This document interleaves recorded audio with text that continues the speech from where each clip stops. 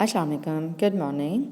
Ninth class. Today in chemistry, we will start chapter number 5, that is physical states of matter. Our today's topic is numericals related to Boyle's law. You can check these questions from page number 85 to 86. As we already completed Boyle's law कि Boyle's law क्या कर रहा था, Boyle's law हमें ये inform कर रहा था कि वॉल्यूम जो है किसी भी चीज़ का वो डायरेक्टली रिलेशनशिप उसका है प्रेशर के साथ, जबकि हम उसमें टेम्परेचर और नंबर ऑफ़ अमाउंट जो है उसकी यानी कि अमाउंट ऑफ जो गैस मालिक्यूल्स हैं उनको हम सेम रखें। ठीक है, तो वॉल्यूम जो है वो क्या है, इन्वर्सली प्रोपोर्शनल टू पी, यानी कि वी जो है वो इन्वर्सली प्रोपोर्शन किससे है, पी के। तो आज हम उससे रिलेटेड न्यूमेरिकल्स करेंगे कुछ, तो उसके लिहाज से आपने थोड़ा सा गो थ्रू करना है इसको। अगर आपको क्लियर नहीं होते तो आप मुझे दोबारा कह सकते हैं। ओके, फर्स्ट चीज़ जो हम आज के लेक्चर में करेंगे वो है society, technology and science. It is also present side box on page number 85। जब हम सोसाइटी, टेक्नोलॉजी एंड साइंस की बात करते हैं तो हम यहाँ पे बात कर लें अर्ली 1600s की। ठीक है, 1600 में क्या हुआ, गैलीलियो जो था वो, अगर आपको याद हो तो ये हमारे पास बेस्ट साइंटिस्ट में से एक साइंटिस्ट था जिसने हमारे पास सक्शन पंप जो है उसके बारे में बताया कि जो वो वेल से वाटर निकालता है, यानी कि जो कुएं से पानी निकाल रहा होता है सक्शन पंप, वो पानी इसलिए निकाल रहा होता है क्योंकि उसमें फोर्स ऑफ वैक्यूम जो है वो प्रेजेंट होती है पंप के अंदर। फोर्स ऑफ वैक्यूम से क्या मतलब है कि उसके अंदर एयर मौजूद होती है जिसकी वजह से वो क्या कर रहा है, ईजीली उसको पानी को ऊपर पुश आउट कर रहा होता है या ड्रॉन आउट कर रहा होता है। लेकिन उसकी डेथ के बाद एक और मैथमेटिशियन था जो कि इटालियन था। ठीक है, उसने क्या हमें प्रपोज किया, उसने ये कहा कि जो एयर है एटमॉस्फेयर में उसका अपना वेट है। ठीक है, जिसकी वजह से वो जो फोर्स है एटमॉस्फेरिक फोर्स वो अप्लाई कर रही है उस सरफेस पे और वाटर को जो है ड्रॉन कर रही है। इसने जो हमें दिया था एक्सप्लेनेशन 1946 में दी, आफ्टर 3 centuries। ओके, और इसी साइंटिस्ट ने देन उसके बाद एक डिवाइस जो है उसको किया, इन्वेंट किया, जिसका नाम बैरोमीटर था। बैरोमीटर से उसने क्या किया, जो एटमॉस्फेरिक प्रेशर था उसको उसने मेजर किया। ठीक है, और उसने ये फाइंड आउट किया, जो आज भी हम ये फाइंड करते हैं कि एटमॉस्फेरिक प्रेशर कितना है, वो फाइंड सबसे पहले किसने किया था, इटालियन मैथमेटिशियन ट्रॉसली ने।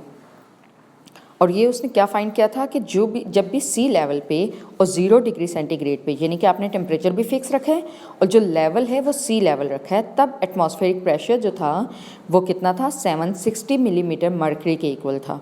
ठीक है, इसी पॉइंट को लेके जो हमारे पास ब्रिटिश साइंटिस्ट रॉबर्ट बॉयल है, जिसके बारे में हमने लॉ पढ़ा है अभी पीछे, उसने इसी चीज़ को लेके मॉडिफाई किया। ठीक है, और जे शेप्ड एक ट्यूब बनाई। ठीक है, जो बैरोमीटर ट्यूब थी उसी को जे शेप में कन्वर्ट किया और उसने क्या किया, उसमें एक छोटी सी जो ट्यूब थी उसकी बेस पे उसने मर्करी ऐड करके एयर का वॉल्यूम ऐड किया। ठीक है, और उन दोनों की वजह से उसने क्या किया, उसका प्रेशर इस तरीके से मेंटेन किया कि उसके वॉल्यूम को और प्रेशर के रिलेशनशिप को वो स्टडी कर सकता था। और इसने ये जो जे ट्यूब बनाई थी इसको उसने नाम दिया मैनोमीटर का। ठीक है, और ये जो मैनोमीटर है ये हमारे पास अब किसी भी गैस का जो प्रेशर है उसको मेजर कर सकती है। तो बेसिकली हमारा ये जो पढ़ने का मकसद था वो ये था कि अगर किसी एक साइंटिस्ट ने एक थ्योरी हमें दी है, देन उस थ्योरी से कोई और साइंटिस्ट उससे प्रैक्टिकली कर रहा है और देन मज़ीद उसको मॉडिफाई कर रहा है, तो इस तरीके से जो इंस्ट्रूमेंटेशन है वो साइंटिफिक प्रोग्रेस में इम्प्रूव हो रही होती है।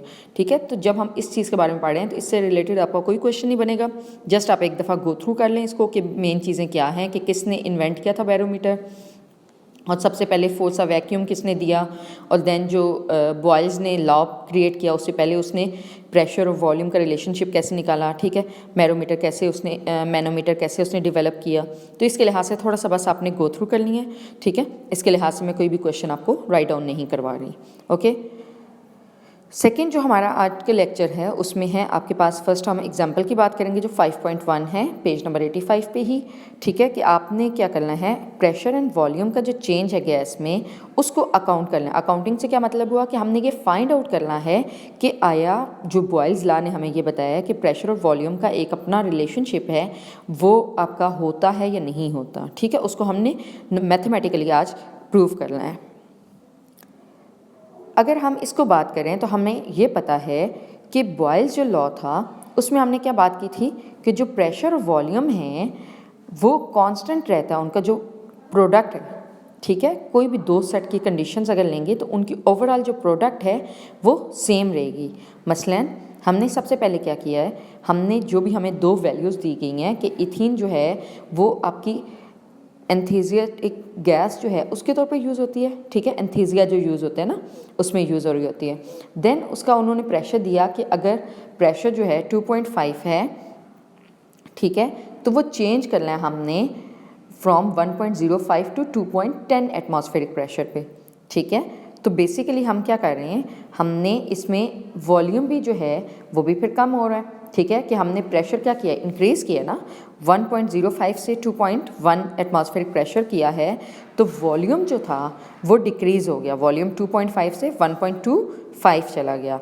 तो हमने ये देखना है कि दोनों जो टेम्परेचर हैं अगर उनके टेम्परेचर सेम हैं तो जो बॉयल्स लॉ के अकॉर्डिंग चेंजिंग्स हैं वो सेम है या नहीं है, ठीक है। तो हमने जब किया सबसे पहले बिफोर चेंज से पहले हमारे पास जो प्रेशर था वो कितना था, 1.05 था एटमॉस्फेरिक प्रेशर, और जो हमारे पास वॉल्यूम था 2.5 क्यूबिक डेसीमीटर था। जब इन दोनों को मल्टीप्लाई किया तो हमारे पास जो आ गया वो कितना आया, 2.625 एटमॉस्फेरिक क्यूबिक डेसीमीटर, ठीक है। इसी तरीके से जब चेंज आ गया उसमें, यानी कि प्रेशर चेंज किया या उसका जो वॉल्यूम है वो चेंज हो गया, तो वो कितना आया, 2.1 से जो है 1.25 के साथ हो गया। जब दोनों को मल्टीप्लाई किया तो सेम वैल्यू है। तो इसका ये मतलब हुआ कि जो P1 V1 है वो इक्वल टू P2 V2 है, दोनों की वैल्यू अगर देखेंगे तो वो सेम है। तो thus the calculated results agree with the pressure volume relationship according to Boyle's law. कि बॉयल्स लॉ क्या था कि V इंटू P अगर हम करते हैं तो वो कांस्टेंट रहता है, वो चेंज नहीं होता, ठीक है। अगर आपको याद हो जो हमने मैथमेटिकल रिप्रेजेंटेशन लिखी थी उसमें हमने क्या लिखा था, पहले V को इन्वर्सली प्रोपोर्शनल 1/P लिखा था, फिर हमने क्या कहा था V is equal to 1/P into constant, और V इंटू P जो है वो कांस्टेंट होता है। तो अभी यहाँ पे हमने किया कि चेंज से पहले जो वैल्यू थी चेंज के बाद भी सेम वैल्यू रही। सो ये बॉयल्स लॉ के साथ एग्री कर रहे हैं, ठीक है। और इसके ज़रिए हम कोई भी वेरिएबल्स जो हैं, हमारे पास दो वेरिएबल्स नोन हैं तो हम थर्ड वेरिएबल फाइंड आउट कर सकते हैं, ओके। ये आपकी एग्जांपल होगी है। अब जो इसकी असेसमेंट है, सेल्फ असेसमेंट की 2 क्वेश्चंस हैं, हम उनको करेंगे, ठीक है। जो फर्स्ट सेल्फ असेसमेंट की एक्सरसाइज है वो है कि एक स्टूडेंट ने डाटा लिया है, ठीक है, उसने 20 डिग्री टेम्परेचर जो फिक्स टेम्परेचर है उस पर डिफरेंट प्रेशर और वॉल्यूम उसने फाइंड आउट किए हैं। ये उसने 5 डिफरेंट वैल्यूज़ लिए हैं और हमने क्या करना है, जो बॉयल्स लॉ का यूज़ करनी है एक्सप्लेनेशन, उसको यूज़ करके इनका रिलेशनशिप निकालना है। यानी कि हमने क्या निकालना है, P into V is equal to constant. तो उसी तरीके से ये भी निकलेगा जिस तरीके से हमने पिछले में किया कि अगर हम P1 हमने क्या किया, अब बारी बारी हमने सारों को नेम दे दिए, P1 V1 बिफोर चेंज, उसके बाद चेंज के बाद P2 V2, P3 V3, P4 V4 और P5 V5। यानी कि क्या हुए हैं, जो भी प्रेशर चेंज करने से वॉल्यूम चेंज आया उन दोनों को जब मल्टीप्लाई किया तो हमारे पास जो ओवरऑल वैल्यू है पांचों वैल्यूज़ की वो कांस्टेंट रही है। और वो कांस्टेंट कैसे रही है, क्योंकि हमें ये पता है कि बॉयल्स लॉ क्या कहता है कि प्रेशर और वॉल्यूम जब भी हम चेंज करते हैं एक साथ तो दोनों का जो ओवरऑल वैल्यू होगी वो कांस्टेंट रहेगी, ओके, जब उन्हें मल्टीप्लाई करेंगे। तो दैट मीन्स कि ये जो रिजल्ट है फिक्स टेम्परेचर पे, ये भी हमारे पास क्या कर रहा है, एग्री कर रहा है with the pressure volume relationship of Boyle's law, okay. Then जो सेकेंड सेल्फ असेसमेंट है that is ammonia gas is used as refrigerant 0.474 atmospheric pressure, ठीक है। तो हमने बेसिकली ये चेक करना है कि जो अमोनिया का आपके पास चेंज आया है वो आपके पास सेटिस्फाई करता है बॉयल्स लॉ को या नहीं, ठीक है। तो इसमें भी हमारे पास दोनों वैल्यूज़ दी हुई हैं, दोनों एटमॉस्फेरिक प्रेशर्स दिए हुए हैं और दोनों ही जो वॉल्यूम है वो भी गिवन है। तो दोनों को जब हम मल्टीप्लाई करेंगे तो हम ये देखते हैं कि हमारे पास जो वैल्यूज़ हैं वो चेंज के बाद, क्योंकि हमारे पास जो कंडीशंस थी वो फिक्स कंडीशंस नहीं थी, ठीक है, तो जो P1 V1 है वो इक्वल नहीं है P2 V2 के, तो ये जो कैलकुलेटेड रिजल्ट है वो एग्री नहीं करता प्रेशर वॉल्यूम रिलेशनशिप को अकॉर्डिंग टू बॉयल्स लॉ। तो इसका ये मतलब होता है कि जब हम इसकी बात कर रहे हैं तो यहाँ पे क्या हो रहा है, ये क्यों नहीं सेटिस्फाई कर रहा, क्योंकि हमारे पास हमने ये कंफर्म है कि जब भी आपके पास किसी भी एक प्रेशर में चेंज लाया तो वॉल्यूम क्या हो गया, चेंज हो गया, ठीक है। और जब दोबारा से उसकी जब हम मल्टीप्लाई करें, उनको दोनों को मल्टीप्लाई करें तो हमारे पास एक कांस्टेंट वैल्यू आनी चाहिए। जब कांस्टेंट वैल्यू नहीं है तो दैट मीन्स कि वो बॉयल्स लॉ को एग्री नहीं करता। Okay, thank you class for today's lecture. You have to complete these both self assessment exercises that are question 1 and 2 on your notebooks. Allah Hafiz.